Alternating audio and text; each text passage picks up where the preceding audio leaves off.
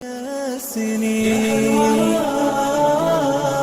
كانت لنا الدار منها. والدین کے حق مرنے کے بعد بھی ختم نہیں ہوتے.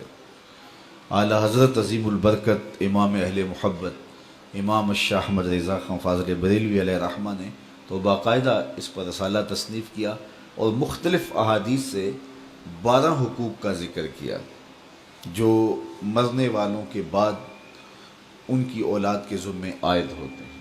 ایک حدیث میں 4 حقوق کا ذکر ہے.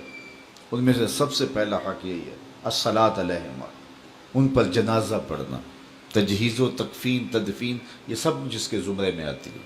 تو یہ پہلا حق ہے، اور اگر اولاد خود جنازہ پڑھائے تو ان کی سعادت ہے، اور کسی نیک صالح شخص سے جنازہ پڑھوایا جائے، اس کا اہتمام کیا جائے، اور اولاد خود بھی جنازہ پڑھنے کی اہلیت اور صلاحیت رکھتی ہو تو یہ کتنی بڑی بات ہے. دوسرا حق استغفار لہما، ان کے لیے بخشش کی دعا کرنا. مرنے والوں کو انتقال کے بعد سب سے زیادہ ضرورت دعاؤں کی ہوتی ہے.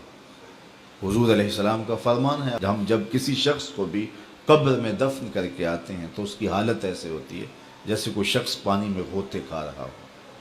اس مشکل اور آڑے وقت میں اپنے پسماندگان کی طرف سے اگر اسے کسی چیز کا انتظار ہوتا ہے تو دعاؤں کا انتظار ہوتا ہے.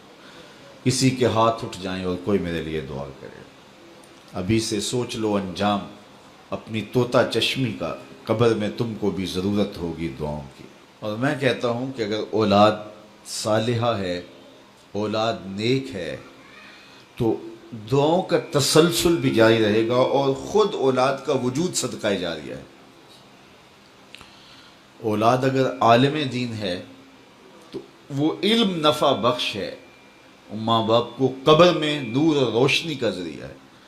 امام نبہانی علیہ رحمہ جواہر البحار جن ایام کے اندر لکھی ہے تو اس دوران ان کی اہلیہ محترمہ نے ان کو گھریلو امور سے جو ہے وہ اس انداز سے محفوظ رکھا اور اس انداز سے ان کا خیال کیا کہ کوئی بھی گھر کا معاملہ ہوتا تو ان تک نہ پہنچنے دیتی کہ میرا شوہر رسول کریم صلی اللہ علیہ وآلہ وسلم کے فضائل لکھ رہا ہے اور حضور کی عظمتوں پر جو ہے وہ کام کر رہا ہے، اور میں ان کو گھریلو الجھنوں کا شکار کر دوں، یہ نہیں کروں گی.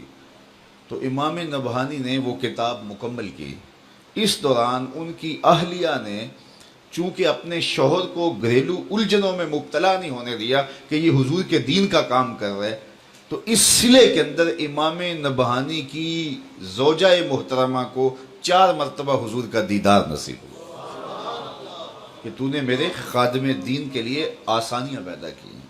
تیسرا حق ماں باپ کا ان کے انتقال کے بعد جو اولاد کے ذمہ ہے وہ ہے ان کے وعدوں کو پورا کرنا. اللہ سے وعدہ ہے، کوئی منت مانی ہے ادا نہیں کر سکے، اس کو پورا کیا جائے. مخلوق سے کوئی وعدہ تھا اس وعدے کو پورا جائے. کسی کا قرض دینا تھا اس کو ادا کیا جائے. وعدوں کی جو بھی صورتیں ہیں، بلکہ علماء نے لکھا وعدوں کے زمرے میں ان کے معمولات خیر بھی آتے ہیں. یعنی رشتہ داروں میں سے جن غرباء کو، عزیزوں، ہمسایوں، محلے داروں میں سے جن کے ساتھ وہ تعاون کرتے تھے، خاندان کے جن کمزور افراد کے ساتھ وہ تعاون کرتے تھے، تو یہ ان کے حقوق میں سے ہے کہ اولاد بعد میں اس تسلسل کو جاری رکھنے کی کوشش کرے. اور چوتھا حق یہ ہے کہ بر الاصدقاء، باپ ہے تو اس کے دوستوں کے ساتھ، ماں ہے تو اس کی سہیلیوں کے ساتھ حسن سلوک کیا جائے. چچا باپ کی جگہ پہ ہے، خالہ ماں کی جگہ پہ. تو ان کے انتقال کے بعد وہ رشتہ دار جب گھر آئیں تو ان کو اسی طرح پیار، اسی طرح محبت، اس طرح عزت اور آبرو ملے. اور جس طرح وہ ان کے ساتھ ملتے تھے اور ان کی محبت تھی، ان کا تعلق خاطر تھا، تو اولاد اس کو، رشتے کو نبھائے اور اس کو برقرار رکھے، اور اس سے ان کی قبر میں روح خوش ہوتی ہے. تو یہ 4 حق ایسے ہیں جو مرنے کے بعد بھی اولاد کے ذمے لازم ہوتے ہیں کہ وہ اپنے ماں باپ کو مغفرت کی دعاؤں میں یاد رکھے اور ان کے لیے اللہ کے حضور التجائیں کرتے رہے. جو شخص ہر جمعۃ المبارک کو اپنے والدین کی قبر پہ سورہ یاسین کی تلاوت کرتا ہے تو اس کی بھی مغفرت ہو جاتی ہے اور ماں باپ کی بھی مغفرت ہو جاتی ہے.